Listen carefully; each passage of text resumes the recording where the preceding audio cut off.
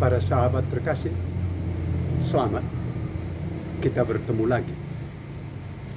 Kali ini saya lanjutkan pembicaraan tentang bahasa Buna. Keunikan dari bahasa Buna. Buna, bahasa Buna. Saya termasuk salah seorang pemakai bahasa Buna. Yang pernah saya ungkapkan, Buna itu ada satu suku, ada di Pulau Timor.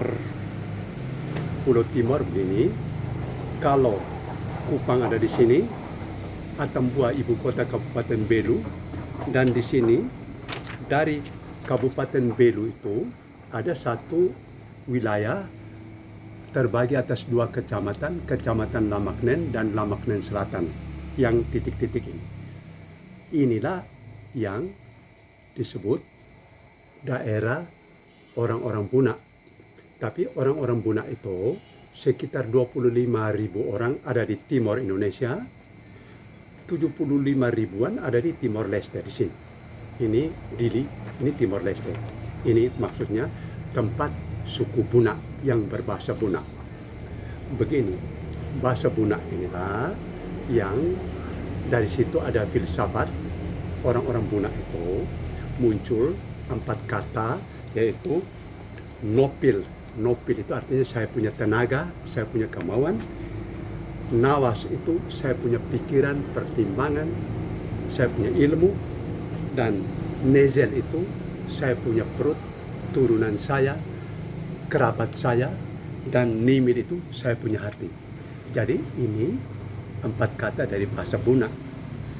Dan dari 4 kata inilah dilahirkan itu filsafat, yaitu nopil, nawas, nezel, nimil.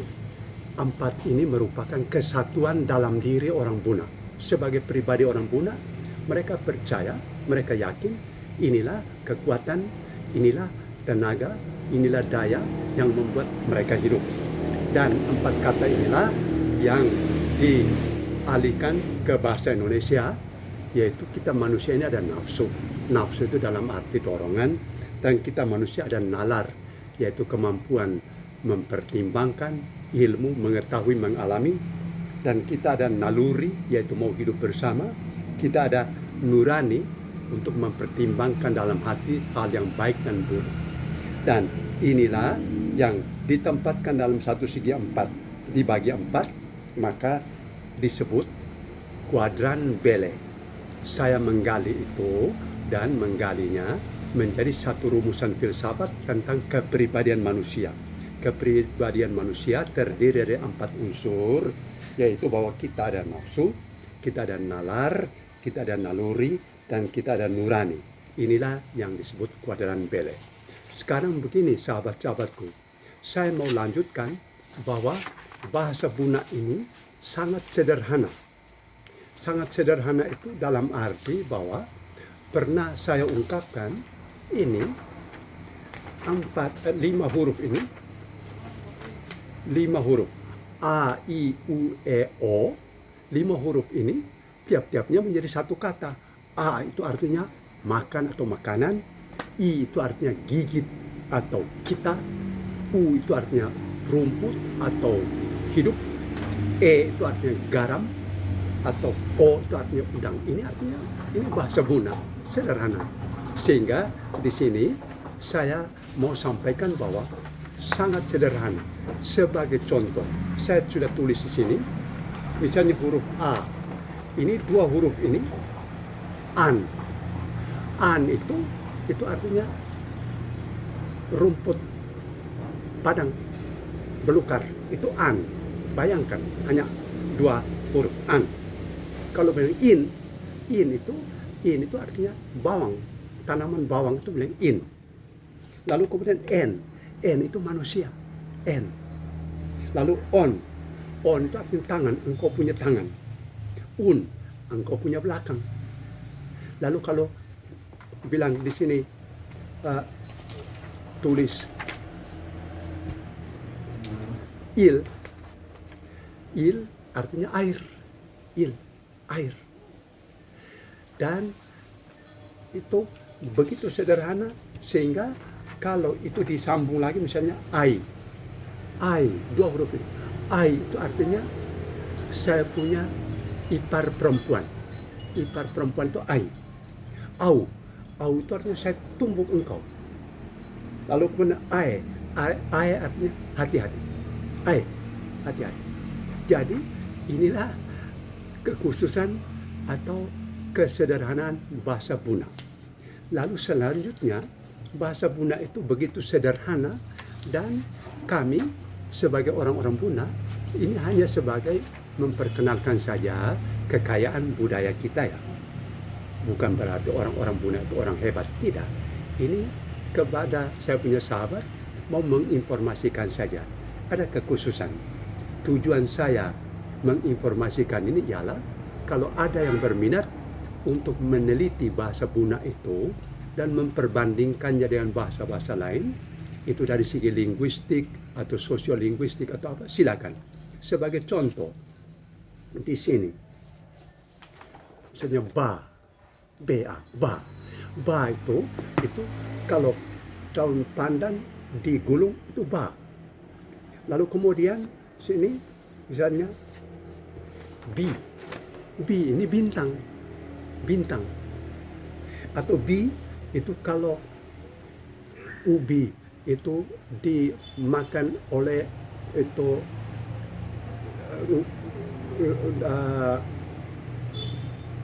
ulat, ubi jalar misalnya, itu bi termakan oleh ulat.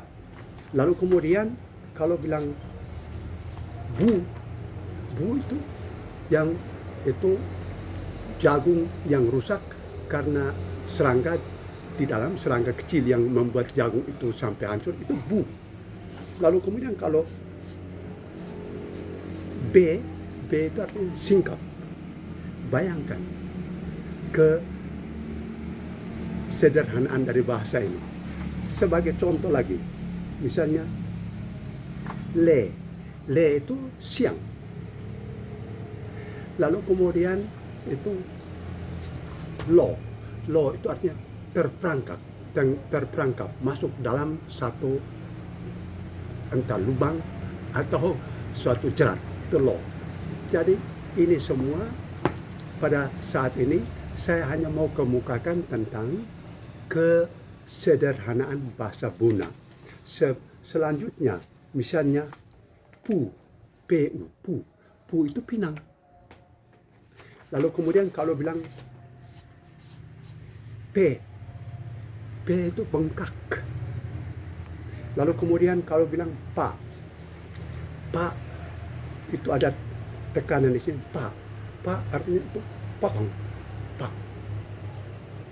Jadi bayangkan kepada sahabat-sahabat ini secara sederhana dalam informasi yang singkat ini saya hanya mau mengemukakan bahwa orang-orang Buna itu mempunyai bahasa yang sangat singkat. Dari situ kembali ke mereka punya falsafah. Jadi itu mereka itu lebih dalam arti saya punya tenaga. Karena bahasanya begitu singkat-singkat, jadi mereka kalau kerja sekuat tenaga. Dan kalau mau buat apa ini sekuat tenaga. Lalu kemudian nawas mereka berpikir singkat-singkat, cepat-cepat. Dan sebagai nalar mereka bilang ini saya punya orang. Atau kalau engkau memusuhi saya, awas, hati-hati. Sehingga mereka itu dianggap sebagai orang-orang yang berani, tetapi berani dalam arti melawan orang yang memusuhi mereka. Ya kasihan, tapi mereka tidak mau tahu. Ini pendek. Karena bahasanya juga tadi singkat-singkat itu. Lalu kemudian nimin, mereka bilang ini tidak boleh. Ini boleh. Jadi putusannya singkat-singkat. Sehingga dalam zaman Belanda dulu, tahun 1700-1800-an, orang-orang Buna ini dikenal sebagai orang-orang yang kasar. Karena bahasanya singkat-singkat. Padahal kalau bergaul dengan mereka, orang-orangnya ini baik. Mereka bilang tidak. Ya. Dan mereka kerja. Itu bahasa yang tadi singkat-singkat itu mempengaruhi mereka punya falsafah, dalam bertindak pun demikian. Sehingga orang Buna itu bukan dianggap sebagai orang yang hebat, tidak. Kekhususannya di situ.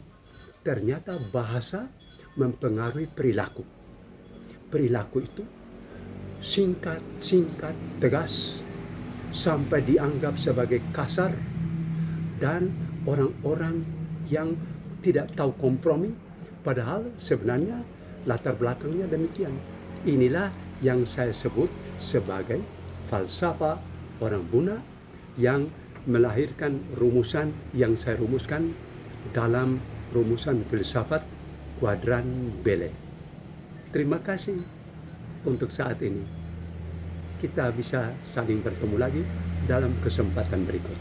Salam.